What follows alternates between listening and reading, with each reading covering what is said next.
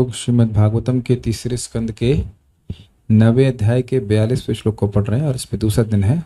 श्लोक का विषय इस प्रकार से है कि भगवान कह रहे हैं कि सभी जीवों के लिए सबसे अधिक प्रिय अगर कोई है तो भगवान है। इस कारण से व्यक्ति को भगवान में ही रति करनी चाहिए, आदेश दे रहे हैं। और देहादि जो है, देह आदि के भी प्रति प्रियता इसीलिए होनी चाहिए कि इनके द्वारा भगवान की सेवा होती है। मेरे पीछे बोलिए। अहमात्मात्मनां धातः प्रेष्टः सन् प्रेयसामपि। अहमात्मात्मनां धातः प्रेष्टः सन् प्रेयसामपि। अतो मयि रतिं कुर्याद् देहातिर्यत् कृते प्रियः।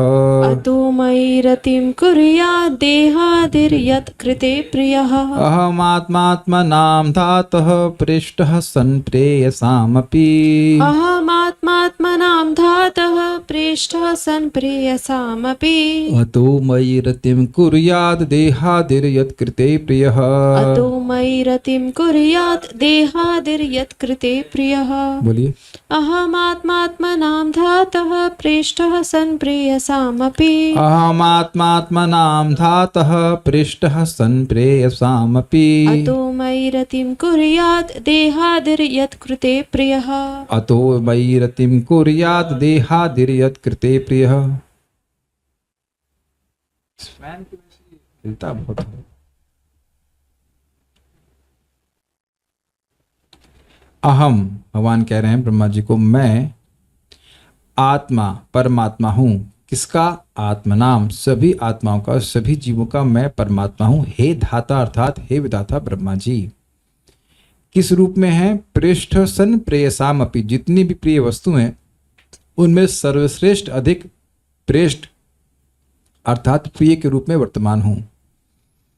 अतः इसलिए मई रतिम कुर्याद, मुझ में किसी भी व्यक्ति को रति करनी चाहिए, प्रेम उत्पन्न करने का प्रयास करना चाहिए। और देहादिर यद कृते प्रिय, देहादि के प्रति भी मतलब जो कार्य हैं देहादि के प्रति भी आसक्ति इसी रखनी चाहिए कि इससे भगवान के प्रेम जागृत होगा। मुख्य उद्देश्य क्योंकि है भगवान का प्रेम प्राप्त करना, और अपनी इंद्रियों के द्वारा भक्ति संपादित करके ही प्रेम प्राप्त होगा, अन्यथा नहीं। दूसरे के द्वारा जप करा करके मुझे नहीं प्रेम मिल जाएगा। दूसरा भागवत पढ़ेगा तो मुझे नहीं प्रेम मिल जाएगा। मुझे प्रेम मिलेगा अपने इंद्रियों से भगवान की सेवा करने से, है ना? सिंपल सी बात है। दूसरा प्रसाद खाएगा तो आपको तो भूख नहीं शांत हो जाएगी। हाँ, पुण्य मिल सकता है लेकिन आपको तो भूख शांत नहीं हो जाएगी। अपनी इंद्रियों से व्यक्ति को भगवान की सेवा करनी होती है। तो इसलिए क्योंकि यह शरीर बहुत बड़ा अर्थ देने वाला है, इसलिए उस अर्थ में इससे प्रियता होनी चाहिए कि भगवान से प्रेम प्राप्ति का साधन है। ये बात यहाँ पे बताई गई थी। हम लोग पहुंचे थे कहाँ तक देखें, यहाँ पे पहुंचे थे पेज नंबर 11 पे। वह एक धनी व्यापारी के समान है जो यह नहीं जानता कि उसके पास अपार धन है और इसलिए वह निर्धनों जैसा व्यवहार करता है। इसका अर्थ समझ गए होंगे कि जीव के पास सुप्तावस्था में भगवान के प्रति प्रेम है, राग है, और वह नहीं जानता है। ऐसा हम लोग सुनते हैं और कभी कभी सुनने के बाद भी लगता है मुझ में भगवान के प्रति प्रीति कैसे हो सकती है। लेकिन एक सिंपल सी बात परम पूज्य सच्चिदानंद महाराज समझाते हैं कि देखिए इस जगत में देखा जाता है कि कोई सुंदर लड़की होती है तो लड़के का ध्यान अपने आप उधर आकृष्ट हो जाता है। कुछ भोजन की अच्छी वस्तु मिलती है तो व्यक्ति उधर उसमें राग कर लेता है, खाने के प्रति आसक्त हो जाता है। यानी आसक्ति का गुण हम में है, यह हम नकार नहीं सकते हैं। Is it okay? आसक्ति का गुण है, कहीं ना कहीं हर व्यक्ति किसी में आसक्त है, लेकिन वास्तविक आसक्ति प्रीति होनी चाहिए भगवान से। यानी गुण आसक्ति का है, प्रेम करने का है। वो प्रेम हम ये नहीं समझ पा रहे हैं कि प्रेम वह भगवान से करना चाहिए। किसी में आसक्त है नेगेटिव पॉजिटिव किसी रूप में, तभी तो उसके बारे में बात कर रहा है ना। Is it not?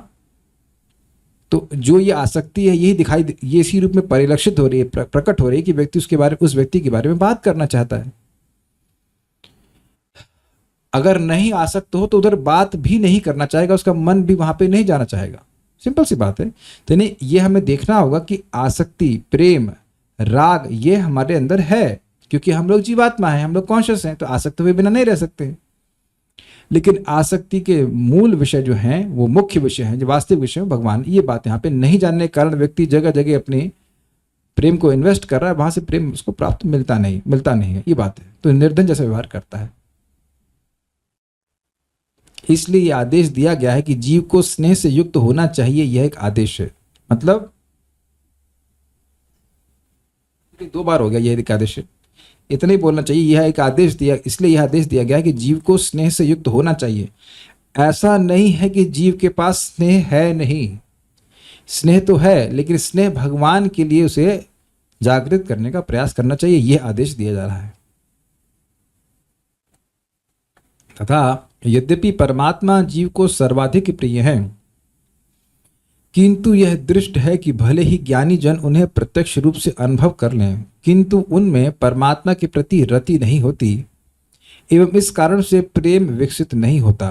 केवल भक्तों के लिए ही प्रत्येक काल एवं स्थान में विद्यमान परमात्मा सर्वाधिक प्रिय है। ये थोड़ा समझने का प्रयास कीजिए, होता क्या है। कोई व्यक्ति ज्ञान का अनुशीलन किया, फिर अष्टांग योग का अनुशीलन किया और परमात्मा को हृदय में देख रहा है, लेकिन उसकी ऐसी ममता भगवान के प्रति नहीं होती है कि ये मेरे स्वामी हैं। क्लियर समझ में आया? तो जब ममता नहीं होगी तो यद्यपि भगवान दिख भी जाए तो उनसे ऐसा प्रेम नहीं होगा। प्रेम मतलब सर्विस। तो जब ममता होगी कि ये मेरे स्वामी हैं, जब उनसे हम किसी से प्रेम करेंगे तो उसकी सेवा करना चाहेंगे, सिंपल सी बात है। तो यह लोग अगर भगवान को देख भी लेंगे तब भी उनकी प्रेम नहीं होता भगवान से, ये बात यहाँ पे चक्रवर्ती बात कहते हैं। भक्त लोगों के लिए देखिए साधन काल में भगवान प्रेम के विषय है, क्योंकि वे भिन्न भिन्न प्रकार से कृष्ण की सेवा करते हैं।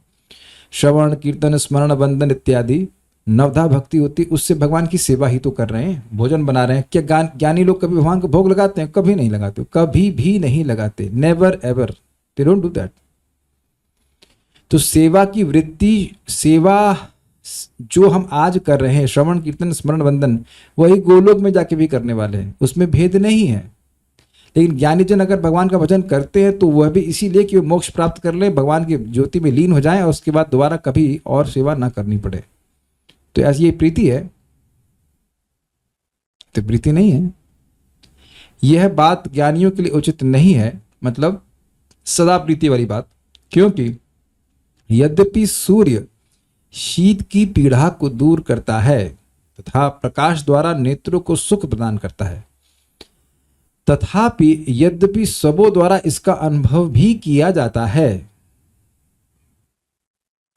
फिर भी कुछ लोग इसकी सराहना नहीं करते। और ऐसा इसलिए है क्योंकि सूर्य के प्रति उनकी कोई आसक्ति नहीं है, तथा यद्यपि सूर्य उन्हें सुख देता है तथापि वह भी उनके प्रति उदासीन रहता है। इस बात से आप लोग सहमत हैं कि नहीं सहमत हैं? आप देखिए कि जाड़े का समय देख लीजिए, उस समय सूर्य कितना अच्छा लगता है।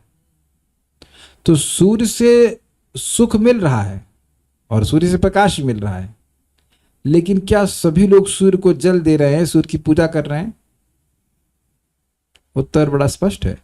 आपने सामान्यतः सूर्य की पूजा करते हुए कितने लोगों को देखा आज तक?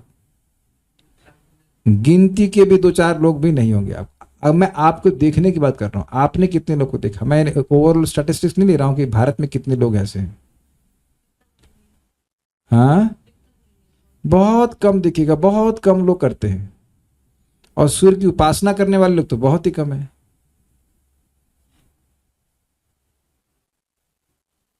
कह रहे हैं कि जल चढ़ाते हुए देखा है ओनली, लेकिन कितने लोगों को?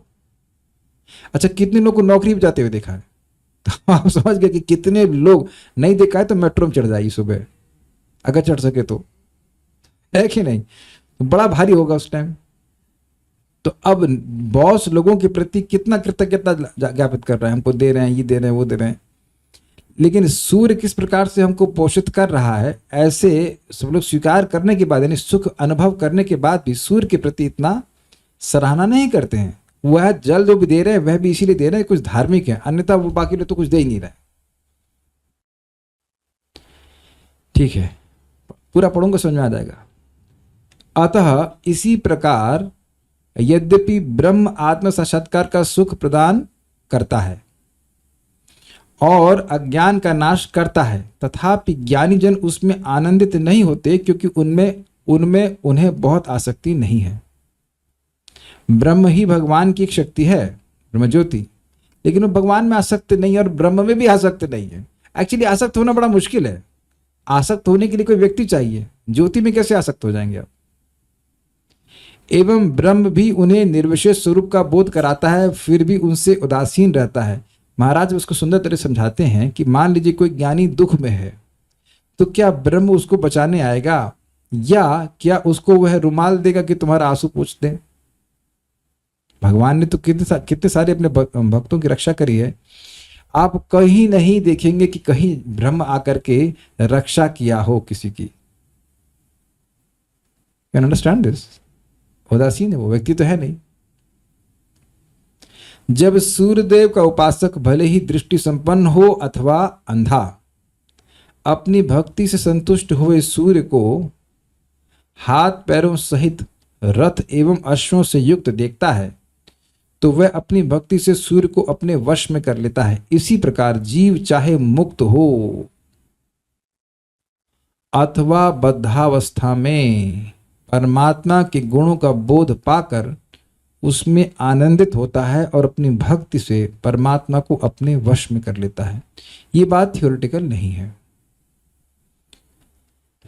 जैसे अब मैं विचार करूं, सिंपल सी बात, कि ब्रह्म असीम है, उसकी कोई लिमिट नहीं है। कैसा लगा आप लोगों को सुन के? हाँ, होगा। लेकिन भगवान की लीलाओं का जब आप वर्णन सुनते हैं, जैसे भगवान ने पूतना का उद्धार किया, तो अपने को कुछ आनंद मिलता है, अपने कुछ होप मिलती है कि हम भी भगवान को भोग लगाएं, हमें भी भगवान अपनी माता के रूप में या अपने सेवक के रूप में स्वीकार करेंगे। नाम की महिमा सुनते हैं तो क्या कुछ आनंद नहीं आता कि हमारे लिए भी होप है कि हम मुक्त हो सकते हैं? इस समय हम बद्धावस्था में होने के बाद भी भगवान के गुण को, भगवान की कथा को, भगवान की महिमा को सुन करके सुखी होते हैं। यहां तक किसी का कोई विरोध तो नहीं है ना? इसमें तो बिल्कुल अनुभव गम्य बात है। और जब हम मुक्त हो जाएंगे तब तो फिर, मतलब जब अविद्या से मुक्त हो जाएंगे तब कितना भगवान में आसक्त होंगे तो आप कल्पना भी नहीं कर सकते हैं। आई hope this is very clear. यहां एक और बात बताई गई है कि जो ज्ञानी उपासक हैं उनकी तुलना की गई है उस व्यक्ति से जो केवल सूर्य की रोशनी से लाभ लेता है, सूर्य के प्रकाश से लाभ लेता है। सूर्य देवता का उससे कोई मतलब नहीं है। उसी प्रकार सूर्य देवता का भी ऐसे व्यक्ति से कोई मतलब नहीं जो केवल सूर्य की रोशनी तक अपने को सीमित रखता है। क्लियर? सूर्य की रोशनी में प्रभाव है, लेकिन सूर्य के देवता से जो मिलने वाली बात है वह एक उस व्यक्ति को नहीं प्राप्त हो सकती जो सूर्य की रोशनी तक ही अपने को सीमित रखा हुआ है। ये क्लियर है? तो ये जो ज्ञानी जन है ये कभी नहीं समझ सकते कि भगवान आध्यात्मिक जगत में दिव्य लीलाएं कर रहे हैं, उनके भक्त हैं, और सृष्टि के पहले भी था, सृष्टि के बाद भी चल रहा है, सृष्टि के साथ भी चल रहा है, और सृष्टि के बाद भी भगवान की लीलाएं वैकुंठ में चलती रहेंगी। ये बात ज्ञानी जन नहीं समझ सकते। उनकी लिमिट कहाँ तक है? ब्रह्म ज्योति तक, जहां पे इस जगत का दुख नहीं है, ज्ञान का प्रकाश है, लेकिन आनंद जो जीव का भगवान के संग लीला में संलग्न होने के द्वारा मिलता है, उनकी सेवा करके मिलता है, वह सब उनको नहीं प्राप्त होता। हम एक केस इन पॉइंट है हमारे सामने, सत्राजित नाम का भक्त था सूर्यदेव का, तो वह इतना आत्मीय हो गया था सूर्यदेव से कि सूर्यदेव उनको मणि दिए थे। अब मणि दिए हैं, कौन सी मणि थी वो, क्या नाम था, शामंतक मणि, शामंतक मणि उसको दिए थे। तो अब वहां विशेष आदान प्रदान हुआ ना सूर्यदेव से, ये बात यहाँ पे कह रहे। तो भगवान के भक्त भगवान की भक्ति करके भगवान को के स्वरूप को तो देखते ही हैं, भगवान को ही अपने वश में ले आते हैं। जैसे एग्जाम्पल और भी है, क्या नाम है उनका, माता कुंती, सूर्यदेव का मंत्र बोलने के कारण सूर्यदेव बाध्य हो गए थे उनके पास आने के लिए। तो वहां वो केवल सूर्य की रोशनी की उपासना नहीं कर रही हैं, सूर्यदेव की उपासना कर रही थी। तो समझा होगा, पता होगा ये बात, ये बात यहां पे कह रहा है। तो बहुत बड़ा अंतर आ जा रहा है। भक्त कुछ कहते हैं, बद्धावस्था में तो जीव शुद्धिकरण से गुजर रहा होता है, तो उस समय भगवान उसके वश में कैसे होते हैं? क्योंकि अभी तो हम इंद्रियों के वश में खुद ही हैं। देखिए, जो जीव शुद्धिकरण के प्रोसीजर में है उसको संघर्ष करना पड़ता है। ये तो सभी लोगों को अनुभव होगा और ये बात भगवान भी जानते हैं। तो जब इस संघर्ष को वह भगवान की प्राप्ति के लिए कर रहा है, तो इस संघर्ष को करने के कारण भगवान उससे अत्यंत प्रसन्न हो जाते हैं। क्या ना श्लोक है 12:20 देखिए, ये तु धर्मामृतमिदं यथोक्तम पर्युपासते श्रद्धाना में परमा भक्तास्ते तीव में प्रिय। भगवान ने शुद्ध भक्तों के गुणों को वर्णन किया और कहा कि जिसकी इन गुणों के प्रति बड़ी श्रद्धा है कि ये गुण बड़े अच्छे हैं, सारे के सारे गुण मुझ में प्रकट हो जाएं, और इस प्रकार से वह भगवान की भक्ति करना शुरू कर रहा है भगवान की भक्ति, तो वह भक्त मुझे बहुत प्रिय है। एक और श्लोक आपको याद हो, अपि चेत सुदुराचारो भजते माम अनन्य भाग साधुरेव समंतव्य सम्यक व्यवस्थितो हि सः। कोई भक्त है, अनन्य रूप से भगवान की भक्ति कर रहा है, भक्ति को आश्रय ले रहा है भक्ति प्राप्त करने के लिए, तो उसमें कोई दुराचार भी उपस्थित हो, सुदुराचार भी क्यों ना उपस्थित हो, उसको साधु ही मानना चाहिए। और आचार्यों ने समझाया कि साधु कैसा मानना चाहिए, वैसा मानना चाहिए जिसके वर्णन भगवान उसी अध्याय में पहले करते हैं। महात्मा नस्तु माम पार्था दैवीं प्रकृतिमाश्रितः भजन्ति अनन्य मनसो ज्ञात्वा भूतादिमव्ययम्। महात्मा जन तो मेरी दैवी प्रकृति का ही आश्रय लेते हैं और अनन्य भाव से भजन करते। तो कोई व्यक्ति अनन्य भाव से भजन कर रहा है, यद्यपि उसमें दुराचार भी क्यों ना हो, तब भी उसको वैसा ही साधु मानना चाहिए जैसे कि महात्मा लोग होते हैं। दिस इज इट नॉट कि शुद्ध भक्ति के प्रोसीजर को जो स्वीकार किया है वह भगवान को किस प्रकार से आकर्षित कर रहा है। जिसके मन में भावना आ गई है कि भक्ति करके ही मैं परम लाभ प्राप्त करूंगा, वह सर्वश्रेष्ठ साधक है। अच्छा, एक और एंगल से आप देखिए कि कोई छोटा बच्चा है, वो जन्म ही लिया है, तो क्या जन्म लेने मात्र से माता पिता को अपने वश में नहीं कर लेता है? अब वो तो बहुत बार पॉटी भी कर देता है ना। अब छोटा बच्चा बहुत सेवा करता हो माता पिता की, ऐसा नहीं है, लेकिन वो जन्म ले लिया है माता पिता के पास, तो इसलिए वह उनको बहुत प्रेमास्पद रहता है। तो ये अजामिल के केस में आपने नहीं सुना, अजामिलु अपि। और इस तरह के प्रश्न बहुत प्रासंगिक हैं, क्योंकि ये मन में व्यक्ति के कौंधते ही रहते हैं, अरे मेरे तो हृदय पूरी तरह शुद्ध नहीं, क्या भगवान मुझसे प्रेम करते हैं क्या? तो आपको ध्यान देना होगा कि भगवान भक्तेर भक्त जन प्रिय, भगवान अपने भक्तों को भी बहुत प्रेम करते हैं। भगवान ने कहा है श्रीवास पंडित को कि तुम्हारे गांव का कुत्ता भी मुझे बहुत प्रिय है। शिवानंद सेन के कुत्ते को भी महाप्रभु ने अपने स्वयं उच्चिष्ट देकर के उद्धार कर दिया। तो जिस तरह से पूर्ववर्ती आचार्यों ने भगवान को वश में किया, उनके अनुगमन करने से व्यक्ति भगवान को अपने वश में कर लेता है। बहुत सिंपल श्लोक है, ज्ञाने प्रयासमुदपस्य नमन्त एव जीवन्ति सन्मुखरितं भवदीय वार्ताम् स्थाने स्थिता श्रुतिगतां तनुवांग मनोभिये प्रायशो जितोप्यसित स्त्रीलोक्याम। जो ज्ञान के प्रयास को, इस निर्विशेष ब्रह्म अनुसंधान को त्याग कर ज्ञाने प्रयास मुदपस्य त्याग देता है, दूर से ही त्याग देता है। ज्ञाने प्रयास मुदपस्य नमन्त एव जीवंत सन्मुखरितं भवदीय वार्ताम। और भक्ति के श्रवण कीर्तन प्रोसेस को नमस्कार करते हुए मुखर भक्तों से, जो भगवान के बारे में बोलने के लिए बहुत अधिक उत्साहित रहते हैं, उनके द्वारा सुनते हुए अपना जीवन जीता है, बल्कि जीता ही है कथा के लिए, अगर ऐसा कहा जाए। तन्वांग मनोभिर ये प्रायशो जितो प्रसिद्ध स्त्रीलोक्यम। अपने तन से, अपने मन से और अपनी वाणी से भगवान की कथा को आदर देता है, तो जो प्राय इस जगत में किसी के द्वारा जीते नहीं जाते, वह अजित उस व्यक्ति के द्वारा जीत ली जाते हैं। तो श्रवण कीर्तन के द्वारा भक्त के वश में भगवान आ जाते हैं, स्पष्ट लिखा है। ठीक है। अच्छा, एक प्रमाण और भी है। What is that? 1.1.2 धर्मः प्रोजित कैटवत्र परमो धर्मस्सराणाम सताम वेद्यम वास्तवमत्र वस्तु शिवदम तापत्रयोन्मूलनम श्रीमद् भागवते महामुनि कृते किं वा परैरीश्वरा सद्यो हृदयवरुद्ध तित्रकृतभिः शुश्रूषुभिः तत्क्षणात् जैसे ही कोई व्यक्ति श्रीमद् भागवतम को सुनने की इच्छा करता है तो तुरंत ही उसके हृदय में भगवान बंध जाते हैं। तब जो इच्छा कर रहा है उसके अनर्थ तुरंत हट जाते हो, ऐसा तो नहीं अनुभव किया जा रहा है। तब तो वहां पे चक्रवर्ती बात कहते हैं कि प्रेम रशनया धृतांग्री पद्मा, प्रेम की रस्सी के द्वारा भगवान बंध जाते हैं। भक्तों से निवेदन है कि अगर आपका वीडियो ऑन है तो आप कृपया आग्रह पूर्वक कथा सुनिए, because I look at the devotees. अगर आपने कुछ और बात करनी है तो you can very cheerfully keep the video off and think that you are hearing Bhagavatam, at least that will be helpful to bring Krishna under control, है ना।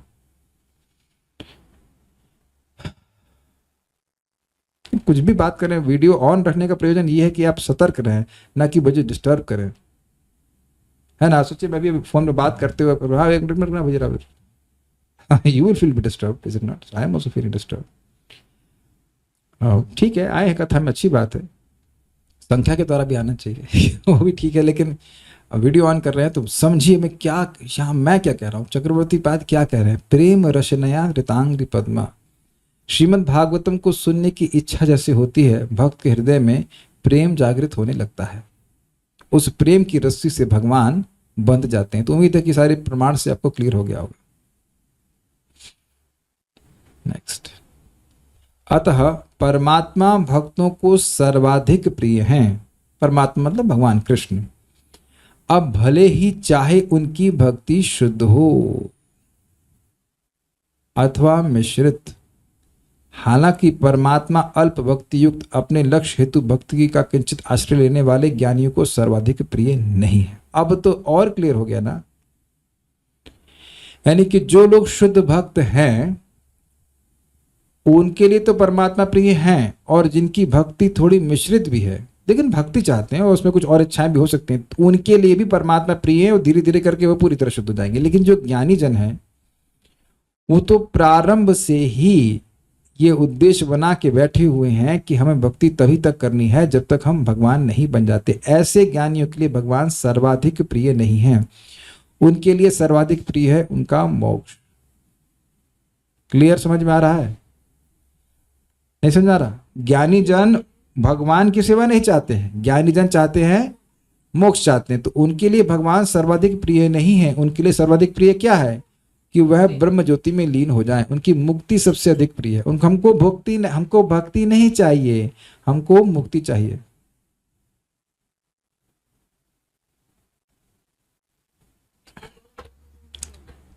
यस,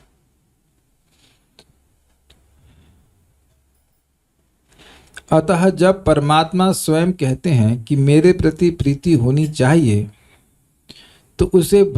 तो इसे भक्त के संबंध में ही समझना चाहिए, यानी ज्ञानी लोग के संबंध में नहीं हो सकता ये।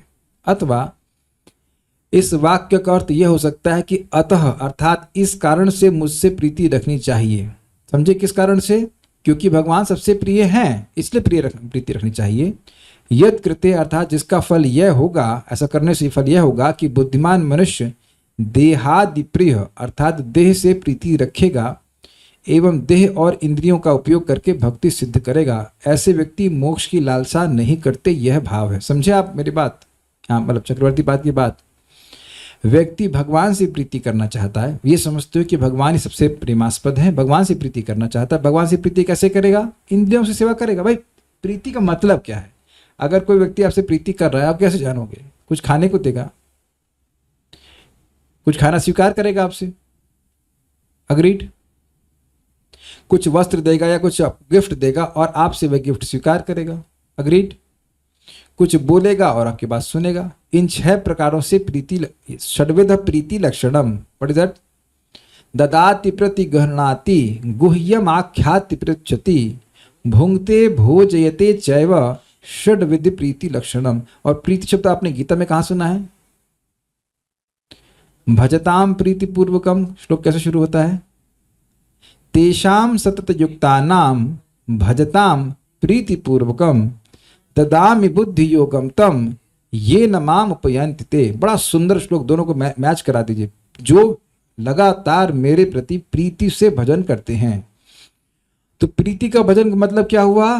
प्रीति होती है 6 प्रकार से, प्रीति के 6 लक्षण होते हैं। गिफ्ट देना, गिफ्ट स्वीकार करना, भगवान को हरे कृष्ण मंत्र का गिफ्ट बहुत अच्छा लगता है। भगवान ने हम लोगों को हरे कृष्ण मंत्र का गिफ्ट दिया है, तो अब हम बदले में उनको भी हरे कृष्ण मंत्र का गिफ्ट देते हैं। वी चैंट हरे कृष्णा। प्रभुपाद एक प्रवचन में कहते हैं, दिस इज ददाति प्रतिगृह्णाति, मैं हरे कृष्ण बोल रहा हूं और तुम लोग हरे कृष्ण बोल रहे हो। समझ आया आपको?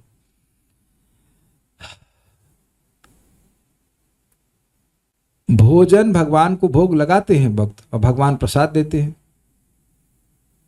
और ये हैंड रेज मत कीजिए, ध्यान रखिए। और उसके बाद भगवान गुह्य बात गीता भागवत ने बोले हैं, ये अपने भक्तों से बुलवाए हैं, भक्त उसको बोलते हैं, सुनते हैं। तो ये है प्रीति आचरण। कितना सिंपल है ना। आप सोचते रहे होंगे शायद कि ये प्रीति पूर्वक भजन क्या होता है। So simple, so simple. Prabhupada ji इसको अपने लेक्चर में कहे हैं, प्रीति पूर्वक भजन मतलब प्रीचिंग करना, स्पॉन्टेनियसली प्रीचिंग करना। एक भक्त ने पूछा है कि जो व्यक्ति तमोगुण में रहकर भजन करता है, क्या वह भी प्रिय हुआ? नहीं, क्योंकि भगवान वहां उसको डांट लगाते हैं। अगर वह उसी स्तर पे रह गया तो प्रिय नहीं रहेगा। तमोगुणी व्यक्ति, तमोगुणी से मेरा मतलब है कि जो तमोगुण में रह के भजन कर रहा है वह अन्य भक्तों का अपराध करेगा। तो अगर वह वहीं पे रह गया उस स्टेज पर, तो भगवान का प्रिय नहीं होगा। हरि नाम शुद्ध करेगा, लेकिन उसको सुनना पड़ेगा। भागवत सुनना पड़ेगा। ये प्रभुपाद जी से पूछा गया था कि हम भागवत नहीं सुनेंगे, हम कुछ नहीं पढ़ेंगे और केवल जप करेंगे। तो प्रभुपाद ने बिल्कुल स्पष्ट कहा कि तुम नामापराध करती रहोगी। माता जी पूछ रही हैं, तो तुम नामापराध करती रहोगी तो प्रगति कैसे करोगी? आप समझने का प्रयास कीजिए, बड़ा डेंजरस है सारा गेम। जब तक व्यक्ति श्रीमद् भागवतम को नहीं सुनेगा, उसको समझ ही नहीं आएगा स्टैंडर्ड क्या है। मैं किसी भक्त की चुगली करता हूं, गाली गलौज कर रहा हूं, तो क्या दिक्कत है? तो सुधरेगा ही नहीं भाई साहब, वो सुधरेगा ही नहीं। और अगर है भी तो बहुत स्लो, और होगा भी तब जब उसे भक्तों की संगति प्राप्त हो। ये श्लोक भगवान स्वयं कहते हैं कि ये आप देखिएगा, इसी तीसरे स्कंद में आगे आने वाला है कि कोई व्यक्ति दूसरे में और अपने में भेद देख रहा है, दूसरे को कष्ट पहुंचा रहा है, तो उसके और मेरी अर्चना पूजा कर रहा है, यज्ञ कर रहा है, तो उसकी स्थिति ऐसी है जैसे राख में आहुति देना। तो राख में आहुति देने से क्या होगा? कुछ भी नहीं होगा। और इसीलिए देखा जाएगा कि जो लोग भक्तों को परेशान करते हैं, जब करने के बाद भी उनकी प्रगति आध्यात्मिकता में देखी नहीं जाती है। तो नामापराध से नाम की कृपा बहुत कम रूप से मिलती है, बहुत कम मिलती है। क्या ज्ञानी जन यह नहीं जानते हैं कि ब्रह्म ज्योति भी कृष्ण की अंग कांति है? जी नहीं, और नहीं वो जानना चाहते हैं। अब एक भक्त पूछते हैं, प्रिय नहीं रहेगा का क्या मतलब? भगवान उसको त्याग देंगे, भक्ति से च्युत हो जाएगा परमानेंटली? देखिए ये बात गलत है। भक्ति से च्युत तो कोई भी नहीं होता, लेकिन उसको भगवान कहीं ना कहीं व्यवस्था बनाएंगे, ऐसी संगत देंगे ताकि उसकी बुद्धि ठीक हो। मान लो अब 40 साल कोई जप कर रहा है फॉर एग्जाम्पल, और उसको कुछ रुचि नहीं मिल रही है, सूखा सूखा चल रहा है, तो शायद उसकी बुद्धि में ठनकेगा कि भाई ये क्या सीन है। मुझसे जो यंग लोग आ रहे हैं वह भक्ति में इतने उत्साहित हो रहे हैं, तो मैं कुछ गलती किया हूं ना। तो भगवान सहायता तो सबकी करते ही हैं, लेकिन जो लोग भागवतम पढ़ते हैं, जब करते हैं, वह सतर्क हो जाते हैं। एक चीज बताइए सिंपल सी, क्या यह सब सुनने के बाद भी आप भक्तों को गाली देने का सामर्थ्य रखेंगे? गाली दे सकते हैं किसी भक्त को? हमें तो नहीं लग रहा। If you care about Krishna, if you care about your भक्ति, अगर मुख से कुछ गलत निकल गया तो तुरंत क्षमा मांगेगा। इन गाली देने का सामर्थ्य तो बिल्कुल नहीं होगा ना, या कुछ खराब बात बोले, किसी को मार पीट करें, ऐसा तो नहीं कर सकते ना। तो सुनने का इतना बड़ा प्रभाव होता है कि व्यक्ति अपने आप उसको विवेक आने लगता है कि हमको ये कार्य नहीं करना चाहिए। यद्यपि उसकी प्रवृत्ति, और मान लो उसकी प्रवृत्ति के कारण वो कर भी बैठे, तो उसको वो दुख मानेगा, अरे नहीं हमें ऐसा नहीं करना चाहिए। तो पद बिल्कुल स्पष्ट कहते हैं, neophyte devotee means he does not know and he does not want to know what is the exact standard of devotional service as per शास्त्र। नवसिखिया भक्त मतलब ना तो जानता है और ना ही वो जानना चाहता है कि भक्ति का वास्तविक मानदंड क्या है शास्त्र के अनुसार। वो सोचता है हम तो बहुत अच्छे भक्त हैं। भगवान त्यागेंगे तो नहीं, कुछ व्यवस्था करेंगे। अब आगे पढ़ते हैं। अब प्रश्न करेंगे, ठीक अच्छी बात है, प्रश्न करें, लेकिन फिर हम तात्पर्य को नहीं पढ़ पाएंगे। पढ़ते हैं आगे तात्पर्य। भक्तों के समाज बहुत बड़ा है, और आप देखेंगे कि भक्तों के समाज में भक्तों का बर्ताव भी बहुत वैरायटी का है। तो उस वैरायटी का कारण यही है कि व्यक्ति शास्त्र का श्रवण नहीं करते हैं। और जैसे जैसे व्यक्ति जप अच्छे से करेगा, कथा सुनेगा, तो वो कॉन्शियस होता जाएगा या होती जाएगी कि ये मेरा बर्ताव ठीक नहीं था, चाहे भक्तों के प्रति हो, चाहे भगवान के प्रति हो, चाहे कुछ भी हो। And that is a sign of making advancement. तात्पर्य, पूर्ण पुरुषोत्तम भगवान तो बद्ध तथा मुक्त दोनों ही दशाओं में परम प्रिय है।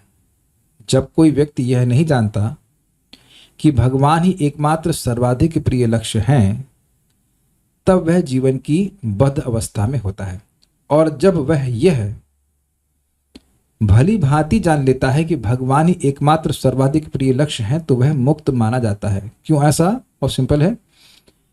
जब समझेगा कि भगवान ही प्रिय हैं, तो क्या करेगा? वो भगवान की सेवा करेगा, खत्म, मुक्त। अब जो लोग पूर्णतः मुक्त नहीं हैं, उनके बीच में संघर्ष होता रहता है। मैंने एग्जाम्पल दिया पेंडुलम का। सुन लिए कथा, हाँ भगवान प्रिय है, लेकिन फिर बुद्धि प्रीचिंग करती नहीं ये वस्तु भी प्रिय है। फिर सुन लिए कथा, नहीं भगवान प्रिय है, अच्छा ठीक भगवान प्रिय है, फिर वापस गए पेंडुलम, नहीं कुछ इंद्रिय जनित कार्य भी करने चाहिए, इंद्रिय सुख को देने वाले कार्य करने चाहिए। लेकिन आप जानते हैं कि नियमित रूप से श्रवण करने का क्या प्रभाव होगा? अब वह अगर इंद्रिय तृप्ति भी कर रहा है किसी रूप में, तो वह उसको उस रूप में नहीं कर पाएगा जैसे वो पहले अज्ञान में करता था। उसका टेस्ट भगवान खत्म करते जाते हैं। बहुत प्रभावशाली है ये। और एक समय आकर के उसका इंटरेस्ट उसमें बिल्कुल समाप्त हो जाएगा। समझने लगता है कि भाई इससे हमें कुछ नहीं मिल रहा है।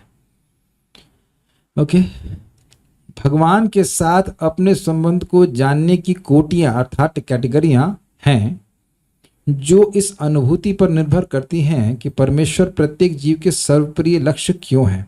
मतलब समझे, ये मुझे मोक्ष देते हैं, ब्रह्म के रूप में प्रिय है, परमात्मा के रूप में प्रिय है, या भगवान के रूप में प्रिय है। समझा क्या? असली कारण 15.7 में स्पष्ट बताया गया है। ममय भगवत गीता के ममय वांशो जीवलोके जीवभूतः सनातनः। सारे जीव परमेश्वर के नित्य भिन्न अंश हैं। जीव आत्मा कहलाता है और भगवान परमात्मा। जीव ब्रह्म कहलाता है और भगवान परब्रह्म या परमेश्वर। ईश्वरः परमः कृष्णा। जिन बद्धात्माओं को आत्म साक्षात्कार नहीं हुआ होता, वे भौतिक देह को ही सर्वप्रिय मानते हैं। तब सर्वप्रियता का विचार केंद्रीभूत तथा विस्तृत दोनों रूपों में सारे शरीर में फैल जाता है। अपने शरीर तथा इसके विस्तारों यथा संतानों तथा संबंधियों के प्रति अनुरक्ति वस्तुतः असली जीव के आधार पर विकसित होती है।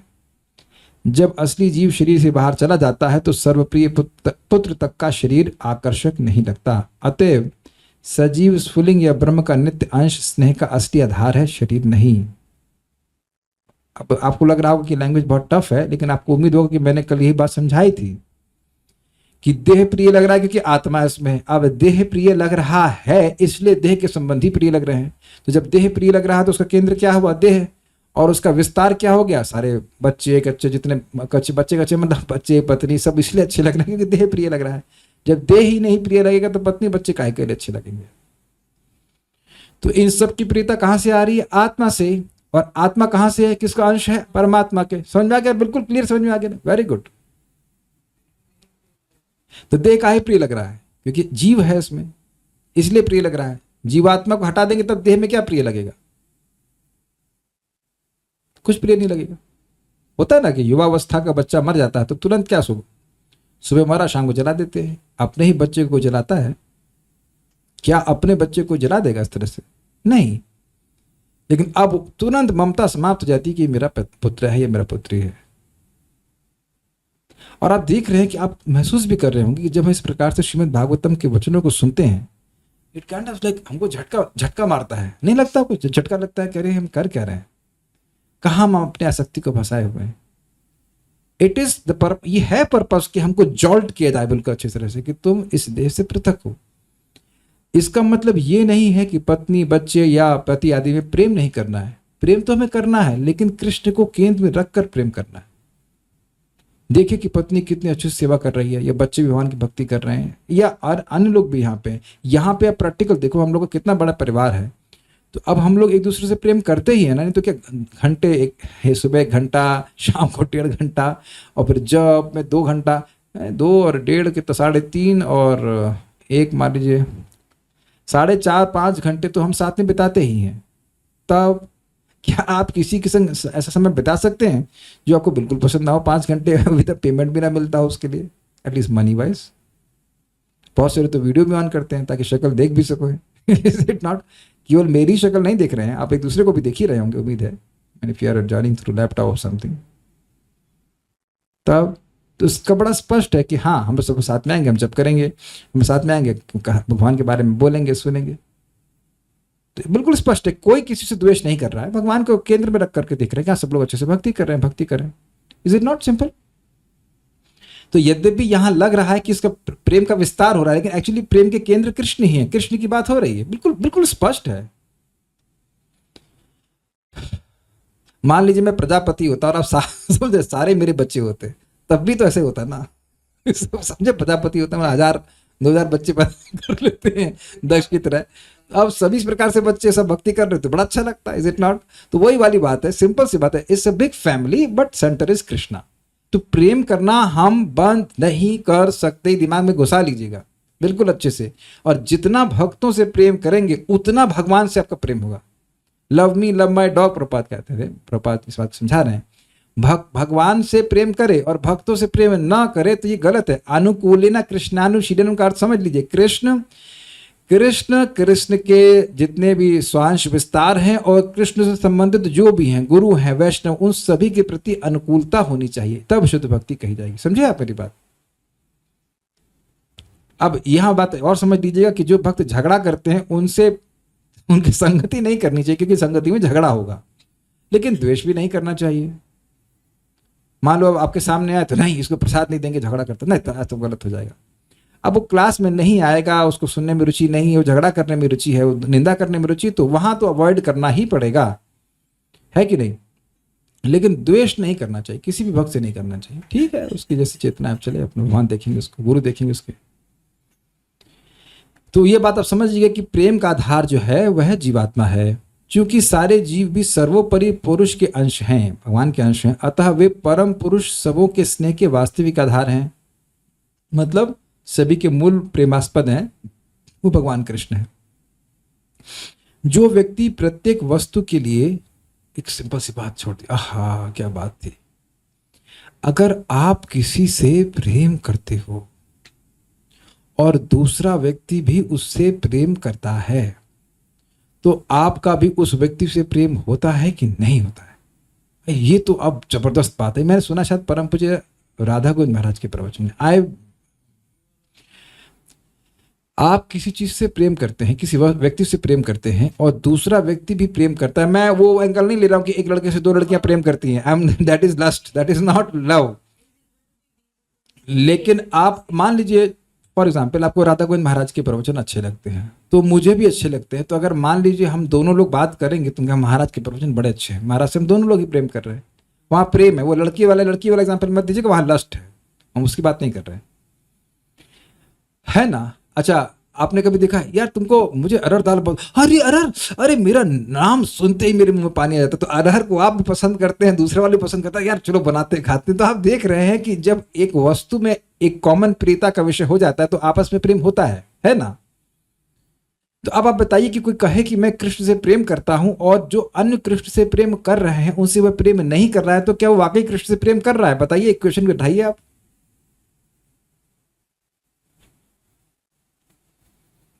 काफी जॉल्टिंग है ना? मान लीजिए कालिंदी माता जी भगवान से प्रेम करती कर ही रही हैं, और मैं भी कह रहा हूं, मैं भी मान रहा हूं कि मैं भगवान से प्रेम कर रहा हूं, लेकिन इनसे मैं प्रेम नहीं कर रहा हूं, तो उसका मतलब भगवान से ही प्रेम नहीं कर रहा हूं। विचार कीजिए। एक भक्त कहते हैं, यदि कोई भक्त कहीं गलती कर रहा हो और उसको करेक्शन दिया जा रहा जाए पर वह उसे बुरा मान जाता हो, तो इस स्थिति में क्या करना चाहिए? उसकी गलती पर यदि उसको सही बात ना बताएं तो ये भी गलत हो जाएगा। देखिए, आप उस पोजीशन में हैं तब बताइए, नहीं तो छोड़ दीजिए, वो और उसके गुरु जाने, यानी आप सुने वाले। देखिए, हम बात जो बोले उस पर ध्यान दीजिए, बड़ी इंटरेस्टिंग बात है भाई, ये बहुत इंटरेस्टिंग बात है। आप लोगों को भी भागवतम अच्छी लगती है, मुझे भी कुछ कुछ अच्छी लगती है, तभी तो एक दूसरे से प्रेम है। है कि नहीं? This is very simple. तो ये बड़ी इंटरेस्टिंग बात है, बहुत अलग एंगल से देख रहे हैं कि अगर हम सोच रहे हैं कि हम भगवान से प्रीति कर रहे हैं तो मेरा भी उन अन्य भक्तों से, उन भक्तों से प्रेम होगा जो भगवान से प्रेम कर रहे हैं।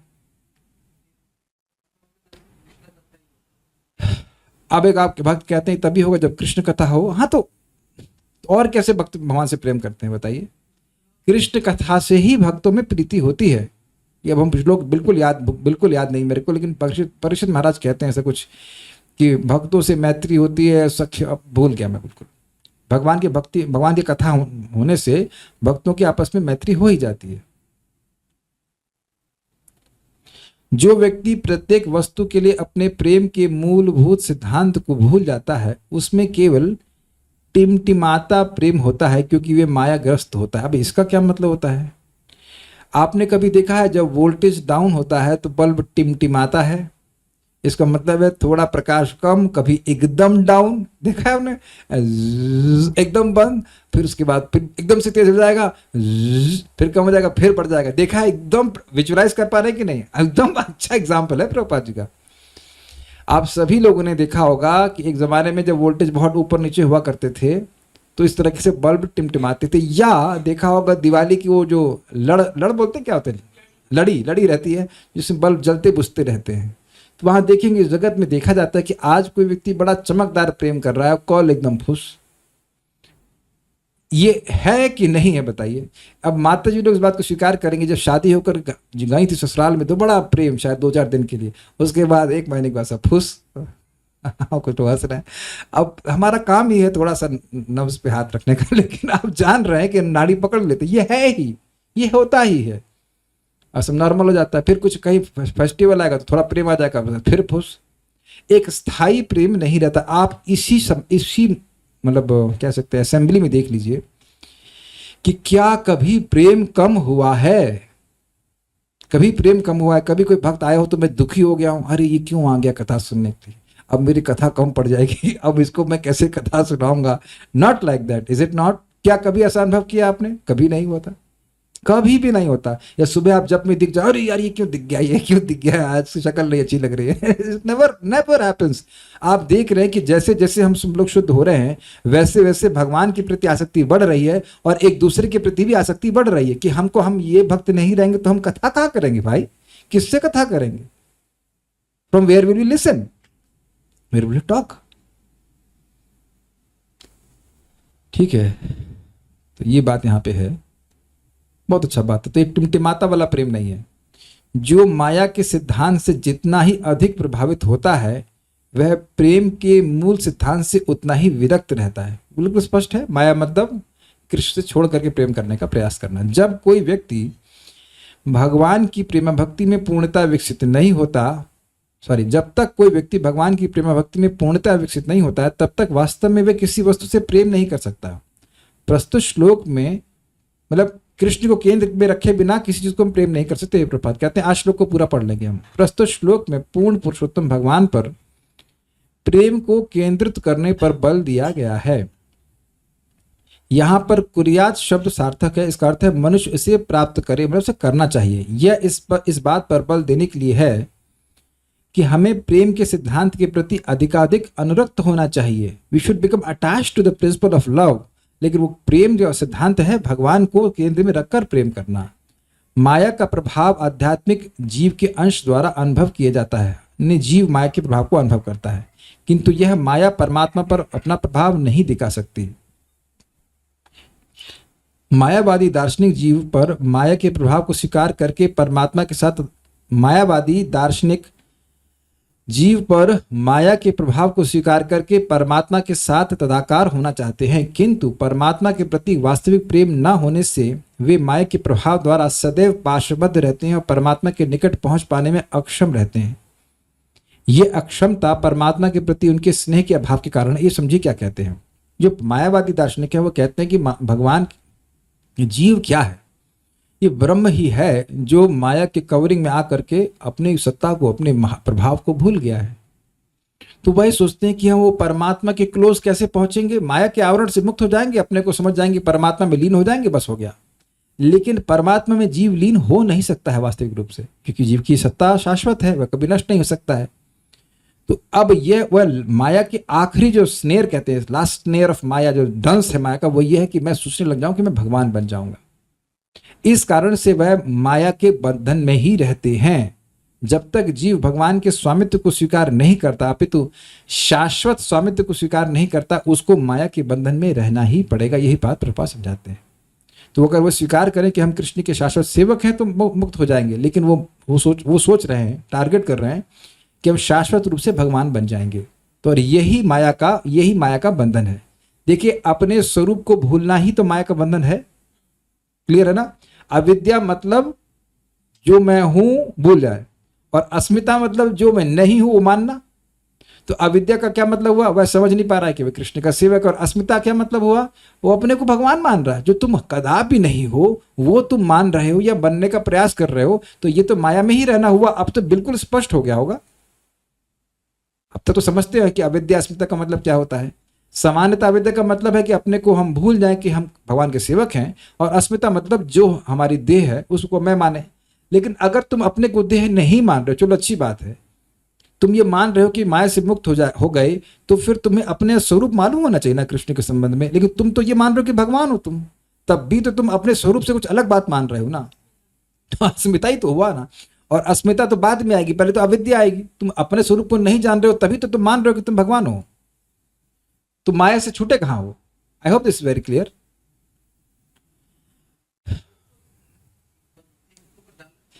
बदजीव पे डाला गया, तो ये जो बदजीव है, मायावादी बदजीव है, तो इसमें मान ही रहा है ना कि मैं भगवान बन जाऊंगा। तो वो कहां अपने स्वरूप में स्थित हुआ? ये बात है ना। तो इसीलिए कह रहे हैं कि वह माया के पास बद्ध रहते हैं और भगवान के पास नहीं पहुंच पाते। आपने बड़ा स्पष्ट सुना था, मयोपेतम मयोपेतम, मेरे पास, मया उपेतम, मेरे पास किस रूप में आता है कि मैं कृष्ण का सेवक हूं, इस भावना में आता है। और स्वराज्यम पृच्छति, इस प्रकार अपने राज्य को, अपनी संपत्ति को प्राप्त करता है। वो क्या राज्य है? कृष्ण की प्रेममयी सेवा, ये बात है। और इसको जब वो गायब कर देंगे तो फिर वह ठन ठन गोपाल से कहते वैसे बने रहेंगे। तो यही प्रभुपाद समझाते हैं, ये अक्षमता परमात्मा के प्रति उनके स्नेह के अभाव में के कारण। जैसे किसी जगत में किसी से बहुत प्रेम करते हैं तो उसके घर में घर जाते हैं ताकि उसकी सेवा करें। तो ये बात स्वीकारनीय है कि अगर कोई कहो कि हम घर में, एक मिनट आप घर पे हैं क्या? हाँ हम घर में हैं। हाँ, आप में लीन होने के लिए आ रहे हैं। अब आप में से कितने लोग इस फोन कॉल को अप्रिशिएट करेंगे? कोई आप में लीन होने के लिए आ रहा है? Krishnansh Prabhu, what do you feel about this call? Prabhu ji आपसे बहुत महत्वपूर्ण बात करनी। क्या करना है प्रभु? घर पे हैं आप? हाँ हाँ हैं, आ जाइए, मैं आ रहा हूँ लीन होने के लिए। लीन होने, तो आप भगेंगे वहां से, ये कौन सा भूत आ गया भाई लीन होने के लिए? तो आप समझ गए, कोई कहे कि आपके लिए मिठा लेके आ रहा हूँ, आपको संकीर्तन करूंगा, कथा सुनूंगा, तो अच्छा लगता है। ये लीन होने का मतलब हुआ। आई hope this is very clear.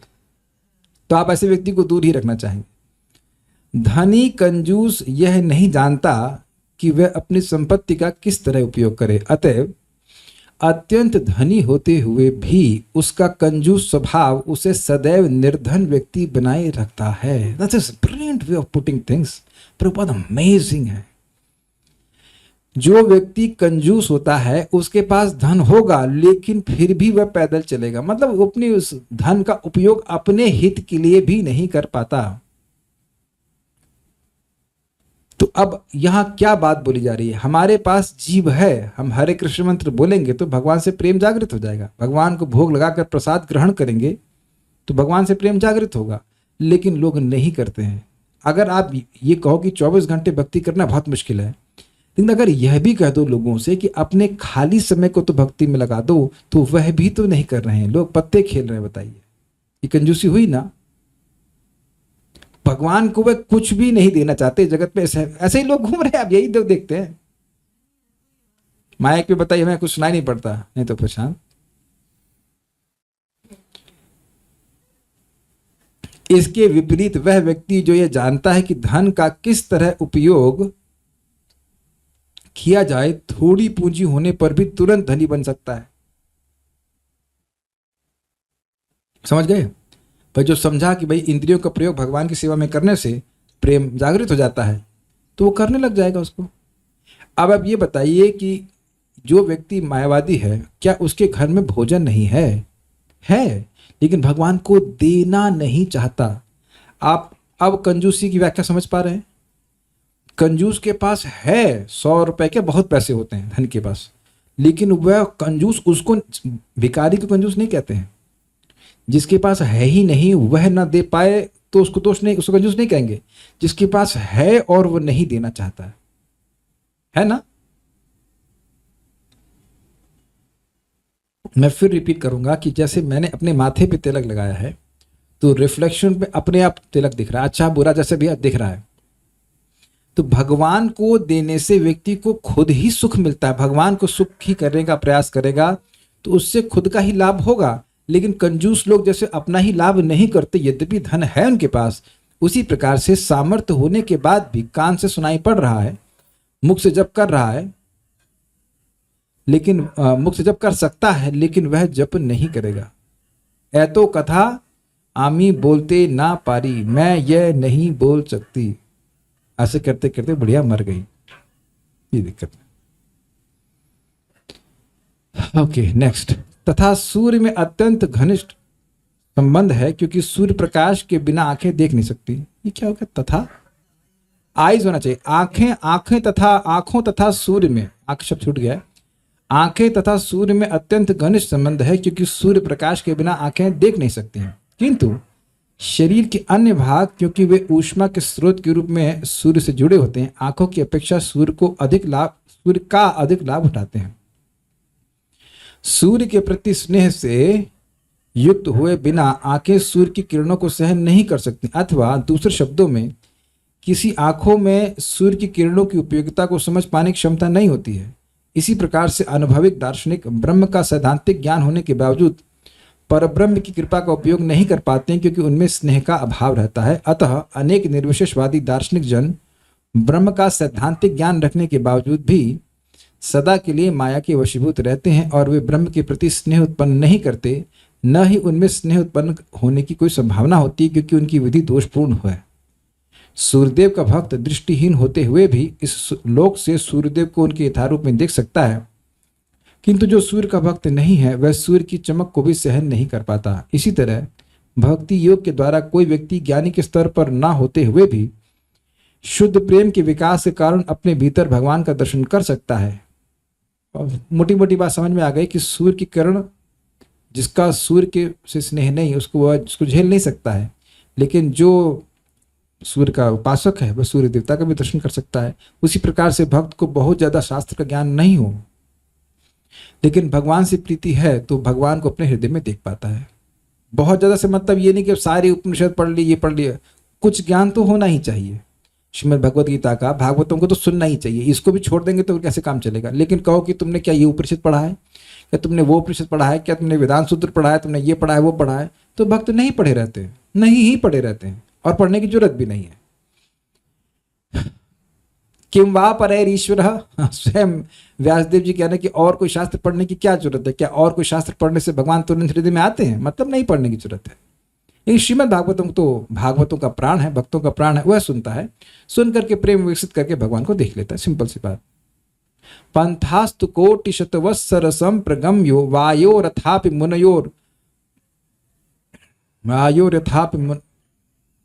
मुनिपुंगवानाम सोप्यस्त सिम्न अविचिंत तत्व गोविंदमादि पुरुषम तमहम भजामि। मन की गति से, वायु की गति से बहुत समय तक भी, हजारों साल तक मुनिजन अपने मन को दौड़ाएं, लेकिन फिर भी भगवान के तत्व को नहीं समझ सकते हैं। लेकिन भगवान की भक्ति करके व्यक्ति भगवान का अनुभव प्राप्त करता है। जैसे कि परम पूज्य श्रीला गौर किशोरदास बाबा जी महाराज अपना नाम भी लिखना नहीं जानते थे, और उनके शिष्य हैं शिला भक्ति सिद्धांत सरस्वती ठाकुर, जिसे इनके बराबर कोई स्कॉलर पूरे विश्व में नहीं था। अब ये क्या क्वेश्चन है? तो कारण यही है कि श्रीमान शिला गौर किशोरदास बाबा जी के महाराज के हृदय में शुद्ध प्रेम विकसित हो गया था भगवान के नाम उच्चारण के द्वारा। इट इज सिंपल, सारा ज्ञान प्रकाशित हो गया था। ये बात यहाँ पे बोली जा रही है। मनुष्य को सभी परिस्थितियों में भगवत प्रेम विकसित करने का प्रयास करना चाहिए और इससे समस्त जटिल समस्याएं हल हो जाएंगी। ये बहुत सिंपल सी बात लाइन है, आखिरी लाइन है कि जटिल समस्या क्या है जी, व्हाट इज इट? कृष्ण भूलिया जीव अनादिर बहिर्मुख अतः माया दे तार संसार दुख। बहिर्मुख जीव भगवान कृष्ण से बहिर्मुख होने के कारण जगत में गलत सलत कार्य कर रहा है, इसीलिए माया दुख दे रही है। तो सिंपल सारी समस्या का समाधान ये है कि वह कृष्ण के शरणागत हो, अर्थात कृष्ण को प्रिय लगने वाले कार्य करे, तो माया उसको छोड़ देगी और वह माया के बंधन से मुक्त होकर भगवान के पास चला जाएगा। सिंपल सी बात है। अच्छा, और क्या कहते हैं? अपराध और पाप में क्या भेद है ये बताएंगे। ये तो खैर थोड़ा सा डिफ्लेक्ट हो रहा है, लेकिन चलिए पूछा गया है तो हम बता देते हैं। राध मतलब संतुष्टि और अप मतलब दूर हो जाना। जिस कार्य से भगवान की संतुष्टि दूर हो जाए उसे अपराध कहेंगे। पाप व्यक्ति जरूरी नहीं कि वो मतलब मान लीजिए बहुत से लोग भक्ति नहीं कर रहे हैं लेकिन पाप कर बैठते हैं, पाप ही करते रहते हैं, तो वहाँ वह भगवान को एनी हाउ संतुष्ट करने का प्रयास नहीं कर रहे, तो उसको अपराध नहीं कहा जाएगा, वो पाप कहला जाएगा। शास्त्र के विरुद्ध जो आचरण है उसको पाप कहा जाएगा। शास्त्र के विरुद्ध आचरण अपराध में भी अपराध भी शास्त्र के विरुद्ध आचरण को भी कहा जाएगा, लेकिन वहाँ स्पेशल बात यह है कि वह भक्तों के द्वारा होता है। लेकिन इसका मतलब ये नहीं कि भगवान का भजन ना करें। भगवत गीता में ज्ञानी प्रिय हैं भगवान कहते हैं। जी हाँ, बिल्कुल प्रिय हैं, लेकिन कौन से भगवान, कौन से ज्ञानी, कौन से ज्ञानी? चतुर्विधा भजन्ते माम जना सुकृतनो वर्जना आर्तवर्थार्थ जिज्ञासु ज्ञानी च भरतर्षभ। तो वहां जिस ज्ञानी की बात भगवान कर रहे हैं वो है क्यों प्रिय है? तेषाम ज्ञानी नित्य युक्त एक भक्तिर विशिष्यते प्रियो ही ज्ञानिनो अत्यर्थम अहम स च मम प्रिया। इन चारों लोगों में जो चार प्रकार के लोग भगवान के पास आते हैं, दुखी है, पैसा चाहता है, जिज्ञासु और ज्ञानी, उन चारों में सबसे अधिक ज्ञानी प्रिय है। भगवान कहते हैं तेषाम ज्ञानी नित्य युक्त, क्योंकि वह नित्य युक्त रहता है, लगातार भगवान की सेवा में लगा रहता है। एक भक्ति विशिष्ट, वह एकांतिक रूप से भक्ति करता है। तो यहाँ जिसको भगवान का ज्ञान है उस अर्थ में ज्ञानी कहा जा रहा है। निर्विशेषवादी भगवान को प्रिय नहीं होते हैं। तो आप कृपया उस श्लोक को देख लीजिएगा। यदि कोई भक्त कहीं गलती, ये पढ़ लिया आपने, जिससे बनती नहीं उससे तो प्रेम करना बहुत मुश्किल है। ज्यादा यही हो सकता है कि अपराध नहीं करें, दूर रहे। देखिए शास्त्र का वचन है, सजातीय स्निग्ध भक्तों का संगत करना चाहिए। सजातीय मतलब आप कृष्ण के भक्त हो तो वह भी कृष्ण के भक्त हैं, संगत करना चाहिए। दूसरा कंडीशन है स्निग्ध। अब एक देखा गया है कि शास्त्र का ही मैं मान लीजिए बोल रहा हूं तो कोई व्यक्ति, कोई भक्त भी हो सकता है, बिल्कुल उसका विपरीत बात बोलने शुरू करते। कभी कभी भक्तों के संग दिक्कत ही होती है कि वो सीधी बात नहीं समझ पाते, for God knows what reason, लेकिन नहीं समझ पाते। तो ऐसे में अब उनसे द्वेष ना किया जाए, लेकिन वहां पे चुप रहना और दूरी बना के रखना ही बेहतर होगा, नहीं तो संबंध और खराब हो जाएंगे। जो शास्त्र में है, जो श्लोक में लिखा है, उसको भी जब कोई यथावत ना स्वीकार कर पाए अपनी वॉट एवर गॉड नोस बुद्धि के कारण, ऐसे में दूरी रखना ही उचित रहता है। भगवान आज्ञा के रूप में कह रहे हैं मेरे लिए रति से युक्त हो, अर्थात मेरे लिए प्रेम से युक्त हो। भगवान स्वयं से प्रेम करने की आज्ञा दे रहे हैं। इससे तो ऐसा लग रहा है कि भगवान भी जीवों को प्रेम प्राप्त करने के लिए लालायित हैं। भगवान भी जीवों को प्रेम प्राप्त करने के लिए लालायित हैं, भगवान से करने के लिए लालायित हैं। भगवान से प्रेम करना तो जीव की स्वतंत्र इच्छा है ना, भगवान आज्ञा दे रहे हैं। देखिए, हम भगवान से प्रेम करेंगे तो किससे लाभ किसको होगा? हमको लाभ होगा। तो भगवान प्रेम पूर्वक ये बात कह रहे हैं कि बेटा समझ जाओ। आपको आपके पिताजी माताजी के बोले बेटा मान जाओ, नहीं हम नहीं मानेंगे, तो हाँ वो हमारी इच्छा है, लेकिन आप देखेंगे कि माता पिता अपनी बुद्धि के अनुसार बोलते हैं कि इससे तुम्हारा कल्याण होगा, तुम्हारे कल्याण के लिए बोल रहा हूँ, समझो मेरी बात। तो भगवान हमारे कल्याण के लिए बोल रहे हैं। ऐसा नहीं कि उनके पास सेवकों की कमी है, अरे भाई मट्ठा बनाने के लिए कोई है नहीं, चलो आध्यात्मिक जगत में बुलाए इस जीव को, भैया मट्ठा भी लाए। So you must remember this कि वह हमारे कल्याण के लिए बोले। वक्ष्यामि हित काम्यया, मैं तुम्हारी हित कामना से बोल रहा हूँ। और ये सब बोलने के बाद भगवान अंत में क्या बोले? यथा इच्छासी तथा कुरु, तुम्हारी जैसी इच्छा हो वैसा करो। इस पे महाराज बड़ा सुंदर बोले हैं। परम पूज्य वृंदावन चंद महाराज इस पे बड़ा सुंदर एंगल दिए। हम तो जिंदगी में कभी ऐसा सोच नहीं सकते महाराज क्या सोचते हैं। महाराज कह रहे थे कि देखिए, अगर कोई व्यक्ति आपका बहुत प्रेमी है, करके देखना कभी आपसे बहुत ज्यादा प्रेम करता है। अगर आपका कोई बहुत ज्यादा प्रेम करने वाला नहीं हो तो फिर तो नहीं एक्सपेरिमेंट चलेगा। लेकिन अगर कोई वाकई आपसे बहुत प्रेम करता है और उसको आप बोल दे तुम्हारे जैसी इच्छा हो तुम वैसा करो, तुरंत दूरी व्यक्ति को महसूस होगी कि ये तो हमको अपने से दूर करती है। क्योंकि जो व्यक्ति प्रेम करता है उसका मूड क्या है, मैं वही करूंगा जो सामने मेरे जो प्रेमास्पद को प्रिय लगेगा। और वहां से बात बोल दी जाए कि तुम्हारी जैसी इच्छा हो वैसा करो, means immediately he has distanced you from himself और हरसेल्फ। क्या इस बात को कैच किए आप? सुनकर मैं वाह, बहुत भारी लगा था अर्जुन को। तो अर्जुन तुरंत बोले नहीं करिष्ये वचनम तव, मैं आपके अनुसार करूंगा। सो देखिए भगवान हमारे हित के लिए बोल जरूर रहे हैं लेकिन फोर्स नहीं करना, हमारे कल्याण के लिए बोल रहे हैं। और कुछ श्री भगवान के लिए सबसे तेजी से प्रेम विकसित करने का क्या तरीका है? आहा, श्लोक किसी को याद है? चलिए ओपन है, कौन बोलेगा? ये किसी को याद नहीं है?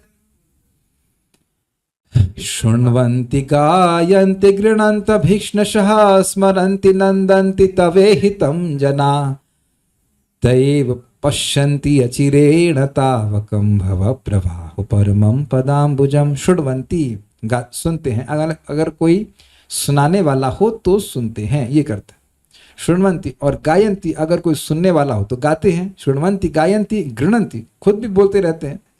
शृण्वन्ति गायन्ति गृह्णन्ति अभीक्ष्णशः। देखिए गृह्णन्ति को स्वीकार कीजिए। जैसे कल रात्रि में मैं बृहद भागवतामृत पढ़ रहा था, I mean I am just excited to have it again. This is such a wonderful book, wonderful book, wonderful book.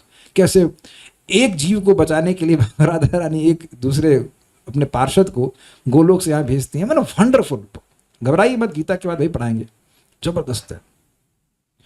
तो क्या ऐसा पढ़ करके आपका प्रेम नहीं बढ़ता? जैसे मैंने अभी श्लोक कोट कर रहा हूँ कि 6 महीने की तपस्या का फल आपको विष्णु नैवेद्य से मिले हुए प्रसाद, मतलब खाने में मिलाकर खा लेने से मिला था। तो अब भगवान विष्णु के प्रसाद के प्रति प्रेम नहीं बढ़ जाता आपका?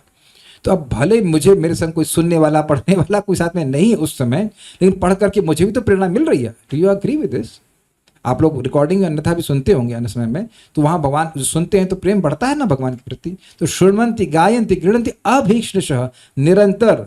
अब निरंतर मतलब 24 घंटे तो संभव नहीं होता है, सोना खाना नहाना भी होता है, लेकिन जितना संभव एटलीस्ट रोज तो होना चाहिए। 24 घंटे से अधिक का गैप नहीं होना चाहिए, 24 आवर से अधिक नहीं होना चाहिए कि आज सुना है क्लास और उसके बाद 6 महीने के बाद क्लास सुन रहे हैं, सोच रहे हैं कि जल्दी प्रेम हो जाएगा ना, तब नहीं हो पाएगा। क्या है? स्मरन्ति नंदन्ति तव हितम जना। और स्मरन्ति, ये सब करने के बाद स्मरण करते, हा कितनी अच्छी बात सुनी, और फिर स्मरण करके खुश होते हैं। स्मरण करके कुड़ते नहीं, काहे पहुंच गए उस क्लास में, अरे यार क्या बोल रहे हैं, ऐसा नहीं। इसीलिए शास्त्र की बात बोलनी चाहिए ताकि भक्त लोग स्मरण करके खुश हो जाए। उसको शास्त्र में है ये ऐसी बातें, इतनी सारी बातें खुश होने के लिए, दुखी होने के लिए नहीं कोई बात। क्या? तब हितम जना, आपकी लीला कथा को जो सुनते हैं, तब क्या हो जाएगा उनके संग? तो कह रहे हैं तयेव पश्यन्ति, वे ही देखते हैं, मतलब और कोई लोग देख ही नहीं पाएंगे। तयेव पश्यन्ति यानी ते एव पश्यन्ति, वे ही देखते हैं, और एव अर्थात वे देखते ही हैं। ऐसे लोग देखेंगे ही और वे ही देखेंगे, दोनों अर्थ समझ पा रहे हैं ना? और लोग नहीं देखेंगे, मायावादी नहीं देख पाएंगे, और भक्त लोग देखेंगे ही। ऐसा होगा कि नहीं वो नहीं देखें? जैसे अब देखिए, भगवान कृष्ण जो है, कृष्ण बलराम मथुरा में गए, तो मथुरा में गए तो वहां पे एक उनको माली मिला, माली मतलब मालाकार, और उसने माला बनाई, उसका नाम था सुदामा। तो सुदामा ने बहुत सुंदर माला भगवान कृष्ण और बलराम जी को पहनाई। क्या पहनाई? बहुत सुंदर माला पहनाई। भगवान कृष्ण बलराम ने उनको आशीर्वाद दिया कि तुम इस जीवन में सुखी रहोगे और तुम मरने के बाद भगवान के पास जाओगे। अब आप ये बताओ कि जैसे मैं बोल रहा हूं आपको लीला दिख रही है कि नहीं दिख रही है? एक व्यक्ति बोलते कि नहीं दिख रही है, प्लीज रेज हैंड कि किसको नहीं दिखाई पड़ी। हाँ, अगर अभी सब्जी के बारे में सोच रहे हो तो अलग बात है, लेकिन अगर आपने ये बात सुनी तो अभी तुरंत दिख गया ना, कृष्ण बलराम है और वृंदावन से मथुरा गए, मथुरा में ये हुआ दिखा दी कि नहीं? मैंने तुरंत दिखाई ना? कोई विरोध हो तो बताइए, नहीं दिख रहा? ओके, तो हमने इसलिए जानबूझ के लीला बताई आपको, और ऐसे बहुत सारी लीला है। तो हम फिर वापस आ जाते हैं त एव पश्यन्ति। आप मायावादी तो कह रहे हैं कि हम उस सच्चिदानंद की प्राप्ति करनी है, तो कहाँ, तो नहीं आए ना भगवान चित्त में, नहीं आए। त एव पश्यन्ति और अचिरेण तावकम, तैव पश्यन्ति अचिरेण तावकम भव प्रवाहो परमाम पदाम्बुजम। आपको ही प्राप्त करेंगे। कुंती महारानी भगवान कृष्ण के सामने हैं और बोल रही हैं कि आपको ही प्राप्त करेंगे, आपके अन्य विस्तारों को नहीं प्राप्त करेंगे और आपके ब्रह्म स्वरूप को प्राप्त नहीं करेंगे, वे आपके चरणों की प्राप्ति करेंगे। तो भगवान मानो कहें कि मेरे चरणों की प्राप्ति का क्या लाभ होगा, तो कहते हैं भवा प्रवाहो परम उपरमम पदाम्बुजम, आपके चरण कमलों की प्राप्ति करने वाला के लिए जन्म मृत्यु का प्रवाह अपने आप रुक जाता है। तो सबसे जल्दी भगवान की प्राप्ति कराने का जो तरीका है वह श्रवण कीर्तन का प्रोसेस है। और ये महाप्रभु ने कहा हाँ अच्छा ये भी बता रहे अचिरेणा, मतलब ये नहीं कह रहे किस जल्दी, मतलब सबसे जल्दी। अचिरेणा, तो ये सब बातें हैं। तो उम्मीद है कि बात समझ में आ गई होगी। और क्या था, जब भक्त भगवान की भक्ति करते हैं तो फिर उन्हें माया क्यों परेशान करती है, तो ना करे। आपके बच्चे स्कूल जाते हैं, बड़ी अच्छी बात महाराज प्रभुपाद समझा रहे थे कि देखो जो सज्जन पुरुष है उसके घर में भी रोज क्या पुलिस दस्तक देती है। आप लोग क्या रोज पुलिस क्या कहते हैं उसको, हवाला लेने आती है, गड़बड़ तो नहीं कर रहा है तू, तो आप देख रहे हैं कि नहीं आती है। कदाचित आएंगे तो पानी पूछने आएंगे ना, पानी थोड़ा देना ऐसे करके। तो क्या पुलिस डिपार्टमेंट गलत है? नहीं। तो जब कोई व्यक्ति भगवान की भक्ति करता है तो माया उसको परेशान नहीं करती है। हम भक्ति नहीं करते तब माया परेशान करती है। If you think about that. और मान भी लिया जाए कि माया परेशान करती है, तो ये मालूम चलता रहता है ना कि हम कितने पानी में हैं। ओके, भगवान उनकी माया से रक्षा करते हैं तो वो फिर भक्ति छोड़ देते हैं, ऐसा कैसे होता है? देखिए जो लोग, अच्छा चलिए एक बताइए, जो लोग जहाँ पे भक्त, जहाँ पे जो श्रोतागण हैं, नियमित रूप से जो कथा सुनते हैं, उनको कभी ऐसा लगा कि जप करने में कोई बहुत बड़ी परेशानी हो सकता है, बीमार हो गए हो, एक अलग बात है, इन जप करना बहुत मुश्किल कार्य कभी लगा? और जो लोग, अब प्लीज़ बुरा नहीं मानना, किसी भी कारणवश आपने कथा सुनना छोड़ दिया या कुछ समय के लिए छोड़ दिया, तो क्या स्वाभाविक रूप से लग रहा था कि यार मैं जब क्यों कर रहा हूँ, ये बहुत भारी लग रहा है? मतलब हैंड नहीं रेज करना, मैं भी आप ऐसे कह सकते हैं, ऐसे कह सकते हैं, यू कैन नेचुरली फील। तो गलती किसकी है? मैं यहाँ विचार कर रहा था, ठाकुर जी की कृपा है कि 365 दिन में से ऑलमोस्ट 360, अब नॉट से 360 बट लेट्स से 355 दिन क्लास तो होती है। भगवान की राधारानी कृपा है कि हो पा रही है। तो अब 355 दिन में से व्यक्ति अगर मान लो 160 दिन भोजन करे तो गलती किसकी है? होटल वाले की। यहाँ तो होटल 24/7 खुला ही रहता है, 24/7 तो नहीं, लेकिन 7 दिन खुला रहता है। अग्रीड? तो खुद ही व्यक्ति कथा सुनना छोड़ देगा तो उसमें क्या गलती हो सकती है? भैया तो खुद पढ़ लो, खुद नहीं पढ़ रहे तो जहाँ पे पढ़ा जा रहा था पढ़ लो। अब वो उसकी, मान लीजिए मैं ही भोजन ना करूं तब कहें अरे भाई मैं तो कमजोर हो रहा हूं, तो किसका दोष है बताइए? तो ये खुद का विवेक होता है। व्यक्ति पता नहीं उनको सपना आया कुछ, बोले प्रभु जी मुझे लग रहा है कि आपकी वजह से मेरी भक्ति डाउन हो रही है। हमने कहा मेरी वजह से आपकी डाउन हो रही है तो मेरी भी तो होनी चाहिए। जो दूसरों के लिए करता है वही अपने पे भी होता है। मेरी तो नहीं हो रही तो आपकी कैसे डाउन हो रही है? हम तो भागवत पढ़ रहे हैं, हमें तो अच्छा लग रहा है। There is no basis. और उसका कोई कारण भी नहीं बता रहे थे। कारण तो बताओ, कोई कारण नहीं है। तो भाई हम क्या कर सकते हैं? कोई क्या कर सकता है? Sometimes there are choices which are ethically correct but legally wrong, what should we do? अब हमको पता नहीं किसके बारे में बोल रहे, तो हमको कुछ नहीं कह सकते। ये श्लोक का रेफरेंस बता दीजिए, शुडवंती वाला। ये माता कुंती की प्रार्थनाओं में है, प्रथम स्कंद 1.8वां है, कुंती महारानी की स्तुति में देख लीजिएगा। उसको तो हम खूब गाते थे, बल्कि तुंगविद्या माता जी आपसे निवेदन है कि मंगलाचरण में उसको लिख दीजिए ताकि गायब हो गई वो, एनीवेज, तो उसको रख दीजिए ताकि ये लोग बात याद कर लें और उसको भूले नहीं। पहले हम लोग खूब गाते थे उसको, शुडवंती गायंती। हाँ है तो सही है, she is here, please include that, very nice. Okay. भौतिकतावादी जीव जो प्रतिकूल स्वभाव के हैं, हमारे मन में उसके लिए सम्मान नहीं है, तो क्या ये भगवान के प्रति अपराध है? देखिए जो प्रतिकूल स्वभाव के उनसे दूर रहिए। ये प्रश्न तो एक हाउसवाइफ का है। तो आपके घर में घुस के कोई बॉम्ब गिरा रहा है क्या? अब घर तो फर्स्ट क्लास दिख रहा है, is it not? Don't interact, simple. Phone बंद कर दीजिए, जब क्लास का समय हो तो फोन ऑन कीजिए, बाकी टाइम फोन बंद। या फिर अगर कोई ज्यादा परेशान करे तो block. What is the difficulty? 1.8.36।